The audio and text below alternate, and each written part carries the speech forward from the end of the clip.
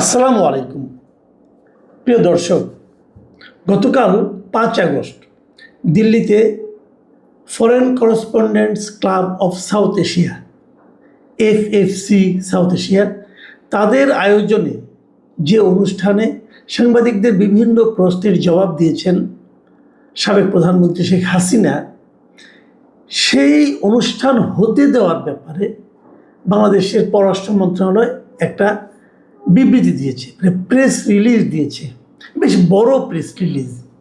এবং সেই প্রেস রিলিজের যে ভাষা সেটা নিয়ে এরই মধ্যে আমরা বেশ বিতর্ক দেখতে পাচ্ছি। এখানে একটা ইন্টারেস্টিং পয়েন্ট হলো যে দিল্লিতে যে শেখ হাসিনার এই ধরনের একটা অনুষ্ঠান হয়েছে, উনি যে কোনো সাংবাদিকের প্রশ্নের জবাবে কিছু কথাবার্তা বলেছেন, সেই জিনিসটা যদি আমাদের দেশের মিডিয়াগুলি এই ফরেন মিনিস্ট্রির প্রেস রিলিজটা না ছাপাতো, তাহলে হয়তো আমরা জানতেই পারতাম না যে ওখানে একটা অনুষ্ঠান হয়েছে। কারণ ওই অনুষ্ঠানের কোনো খবর আমাদের দেশের কোনো প্রিন্ট মিডিয়া অথবা অনলাইন মিডিয়ায় প্রচার হয়নি। মানে উনি কি বলেছেন সে আলোচনা পরে, সে আলোচনা নিয়ে আমার আগ্রহ নাই, কিন্তু ওটা আমি শুনতেও চাচ্ছি না, জানতেও চাচ্ছি না, বলতেও চাচ্ছি না। কিন্তু আমার কথা হলো যে একটা অনুষ্ঠান যে হয়েছে, এই ঘটনাটাও, এই খবরটাও আমাদের দেশের কোনো পত্রিকা ছাপেনি। কেন ছাপেনি? তাহলে কি এই অনুষ্ঠান অনুষ্ঠিত হওয়ার বিষয়টা কোনোই গুরুত্ব বহন করে না? যদি গুরুত্ব না বহন করতো, তাহলে রয়টার্স, আল জাজিরা, এপি এই ধরনের বড় বড় এবং এনডিটিভি এই ধরনের বড় বড় আন্তর্জাতিক সংবাদ মাধ্যমগুলো কেন এই অনুষ্ঠানের খবর গুরুত্ব দিয়ে ছাপলো? এই প্রশ্নের জবাব আমার কাছে নেই। আমাদের দেশে যে মিডিয়াগুলো আছে তাদের কাছে আছে কিনা আমি বলতে পারবো না। বাংলাদেশে অনেকগুলো সংবাদপত্র আছে, দৈনিক সংবাদপত্র আছে, অনেক মেরুদণ্ড সম্পন্ন সংবাদপত্র আছে, ডেইলি স্টার বলে, তার নাকি আন্তর্জাতিক মানের সংবাদপত্র, প্রথম আলো আছে, বিশাল সংবাদপত্র, তারা কেউ ছাপেনি। কেন ছাপেনি, কী কারণে ছাপেনি, সেটা নিয়ে আমার একটা হাইপোথিসিস আছে, আমার একটা বিশ্লেষণ আছে। সেই আলোচনা আমি একটু পরে শেষ দিকে করব।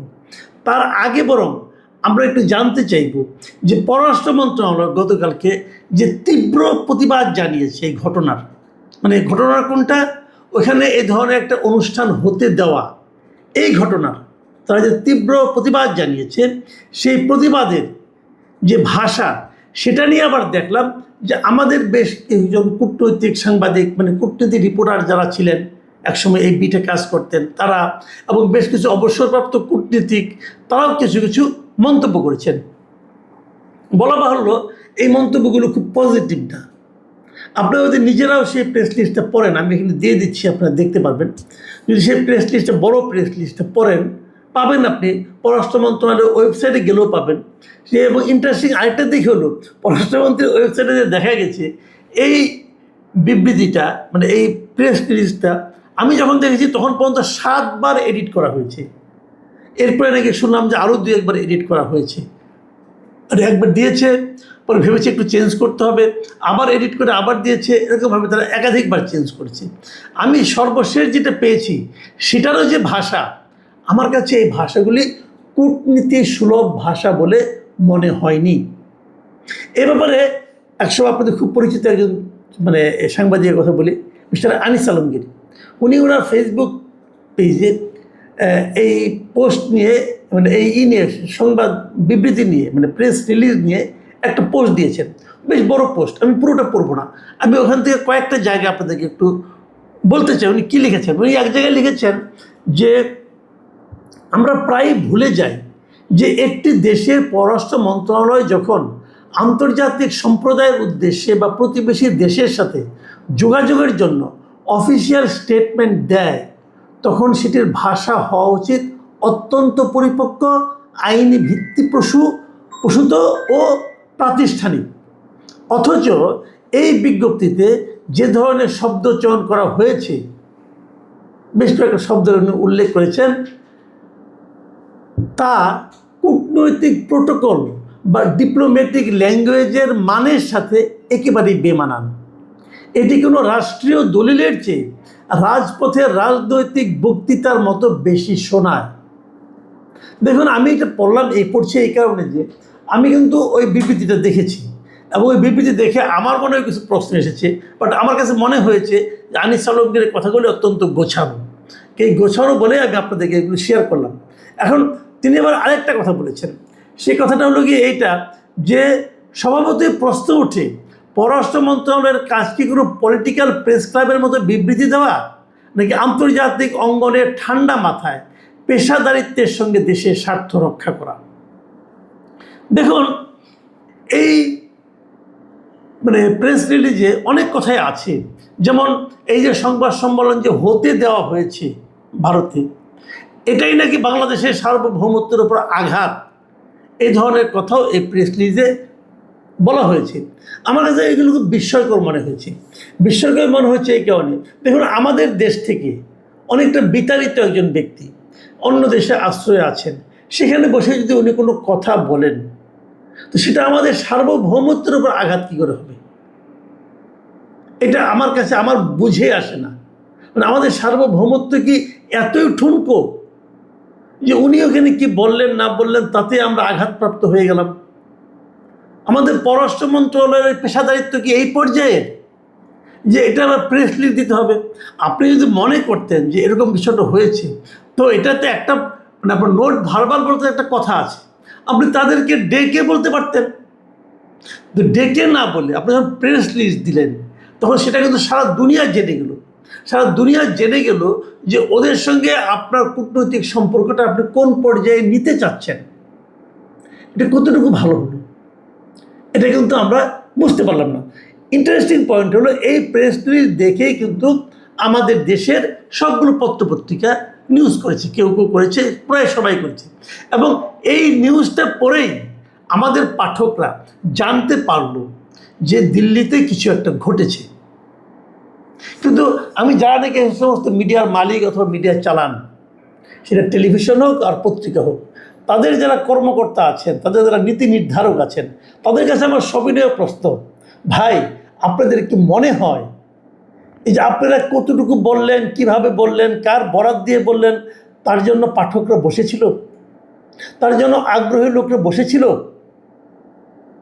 এর মধ্যে আমি দেখলাম কিছু আওয়ামী ভক্তের কিছু ভিডিও দেখলাম, তারা বলল যে এই শেখ হাসিনা ওখানে কী বলেছেন, প্রশ্ন উত্তরে কী বলেছেন এবং নিজে কী বলেছেন, এই খণ্ড খণ্ড ভিডিওগুলো ওনারা যুক্ত করে দেখিয়েছেন যে প্রায় 44 কোটি লোক ওনারা এই বক্তব্য শুনেছি সারা দুনিয়াতে। সত্য মিথ্যা আমি বলতে পারবো না, তবে একটা বড় লোক, বেশি সংখ্যক লোক শুনেছেন, এতে আমার কোনো সন্দেহ নাই। আমাদের দেশেও অনেক লোক যেটা শুনেছেন, তাতেও আমার কোনো সন্দেহ নাই। তো সবাই জেনেছেন, শুনেছেন, বুঝেছেন, আপনার জন্য কেউ অপেক্ষা করেন নাই। এবং আপনারা এই ঘটনার খবর না চেপে আপনাদের যে গ্রহণযোগ্যতা সাধারণ মানুষের কাছে, সেটা আপনারা আরও খুইয়েছেন। এখন আপনাদের মতো মিডিয়ার উপর কেউ তো নির্ভর করবে না, আর আগে যতটুকু যা করতো এখন তাও করবে না। কেন আপনারা এই ঘটনার খবরটা আপনারা বলতে পারতেন যে উনি এখানে প্রেস কনফারেন্সে অংশ নিয়েছেন, সাংবাদিকদের পাশে জবাব দিয়েছেন, হয়ে গেল। কি বলেছেন সেটা না বললেন, কারণ আপনারা তো আপনাদের একটা ধমক দেওয়া হয়েছে। আমি দেখেছি আগের দিন একটা জাহিদুর রহমান, আবার সরকারের তথ্য বিষয়ক যে উপদেষ্টা আছেন, উনি ধমক দিয়েছেন, যেটা করলে উনি কি করবেন না করবেন অনেক কিছু বলেছেন। উনি কি বলেছেন সেটা আমরা আরেকবার বরং আপনাদের সঙ্গে একটু শেয়ার করি। তিনি মঙ্গলবার দিন সচিবালয়ে একটা সাংবাদিকদের বিভিন্ন সংবাদ সম্মেলন উনি বলেছেন যে কথাগুলো আমি হুবহু বলি। উনি বলেছেন যে এই ব্যাপারে সরকার আগের থেকে অনেক নির্দেশনা ছিল সতর্কতামূলক, তারপরেও কেউ কেউ এর আগে খবর প্রচার করেছে। এবার বলছেন, যদি কেউ আগাম প্রচার করে যে শেখ হাসিনা বক্তব্য দেবেন এবং সেটি প্রকাশ বা সম্প্রচার করে, তবে সেটি আদালতের আদেশ অমান্য করার সামিল হবে। দুটো পয়েন্ট এখানে। এক নম্বর হলো, যদি কেউ আগাম প্রচার করে যে অমুক দিন ওইখানে শেখ হাসিনা বক্তব্য দেবেন, এটা আদালতের আদেশ অমান্য করার সামিল হবে। আর দ্বিতীয় কথা হলো, যদি সেটা সে প্রকাশ বা সম্প্রচার করে, সেটিও আদালতের আদেশ অমান্য করার সামিল হবে। উনি কিন্তু বলেছেন, তার মানে শেখ হাসিনা বক্তব্য দেবে এই কথাও বলা যাবে না। যদি ওই কথা আগাম বলা না যায়, শেখ হাসিনা বক্তব্য দিয়েছেন এটাও যেন প্রচার করা যাবে না। এবং ডক্টর জাহিদের এই ভয়ে আমাদের দেশের সমস্ত বাঘা বাঘা পত্রিকা, বাঘা বাঘা সম্পাদক তাদের কাপড় খারাপ করে ফেলেছেন, মানে ওই যে ভেঙে গেছে সবার। কিন্তু প্রকৃত প্রস্তাবটা হলো, ওনারা কি একবার দেখবেন না যে আদালতের আদেশটা কি ছিল? আদালতের আদেশটা কি ছিল? দেখুন, আদালতের আদেশ নিয়ে কিন্তু ওই দিনই আপনারা নিশ্চয়ই খেয়াল করেছেন যে মানে আইসিটির মানে যে আদালত এই আদেশটা দিয়েছে, আইসিটি দিয়েছে, আন্তর্জাতিক অপরাধ ট্রাইব্যুনাল, সে আন্তর্জাতিক অপরাধ ট্রাইব্যুনালের যিনি চিফ প্রসিকিউটর, তিনি কি বলেছেন? তিনি বলেছেন যে কোর্টের অর্ডারে বলা হয়েছিল যে উনি যেন ওনার এমন কোনো বক্তব্য যে নাকি বিদ্বেষমূলক কথা, সেই বক্তব্য প্রচার করা যাবে না। মানে বিদ্বেষ নাই, বিদ্বেষমূলক কথা নয়, তা প্রচার করা যাবে। দেখুন, আমি সেই জায়গাটা আপনাদেরকে আরেকবার পড়ে শোনাই। তিনি বলেছেন কোর্টের অর্ডারে বলা ছিল উনি যেন বিদ্বেষমূলক কোনো কথা না বলেন, সেখানে তাকে কিন্তু বক্তব্য দিতে বারণ করা হয় নাই, শুধু বলা হয়েছে বিদ্বেষমূলক বক্তব্য। যদি উনি স্বাভাবিক কথাবার্তা বলেন, ওটার উপর তো কোনো নিষেধাজ্ঞা নেই। তাহলে জাহেদ সাহেব ওই ডায়লগ কীভাবে দেয়? উনি ওই হুমকি কিভাবে দেয়? উনি ওই ধমক কিভাবে দেয় যে উনি এখানে অনুষ্ঠান করছেন সেটাও প্রচার করা যাবে না? আর আমাদের এই সমস্ত মহাবীর সম্পাদক সাহেবরা কেন ওই ধমকে কাঁপাকাঁপি শুরু করে দিল? আমি বুঝি না এই জাহেদ সাহেবরা সরকারকে কতটুকু জনপ্রিয় করতে চায় অথবা অজনপ্রিয় করতে চায়। আর আমি এটাও বুঝি না আমাদের সম্পাদকরা কতটা মূর্খতার চর্চা করে নিয়মিত। এই জিনিসটা আমার কাছে আমার বোধে আসে না। আমি একজন সম্পাদককে এর মাঝে ফোন করেছিলাম, জানতে চেয়েছিলাম, ভাই কেন আপনার ভয়টা পেলেন কোথায়? ওনার যে হুমকির কোনোরকম আইনগত ভিত্তি নেই, সেই হুমকিকে আপনি ভয় পেলেন কেন? উনি কি বললেন জানেন? উনি বললেন, যদি এটা আমরা ভয় না পেতাম অথবা যদি এই খবরটা আমরা ছাপতাম, যতটুকু আইনে কভার করে ততটুকুও ছাপতাম, তাহলে হয়তো আইনগতভাবে আমাদের কোনো সমস্যা হতো না। কিন্তু তথ্য মন্ত্রণালয়ের উপদেষ্টা হিসাবে আমাদের ওনার মানে কথা রাখা হলো না, এই জন্য আমাদের ক্ষতি হতে পারতো। আমি কি ক্ষতি হতো? ক্ষতি হতো এটা, আমরা আগামীতে ক্রোড়পত্র পেতাম না, সরকারি ক্রোড়পত্র পেতাম না, এটা আমাদের একটা বড় ইনকাম। আমি সরকারি বিজ্ঞাপন পাবো না, এটাও আমাদের একটা বড় ইনকাম। তো ওই ভয়ে আমরা ওনার যা বলেছেন আমরা ওটা ছাপিয়ে আমরা বরং পররাষ্ট্র মন্ত্রণালয়ের বিবৃতির থেকে বুঝিয়ে দেওয়ার চেষ্টা করেছি।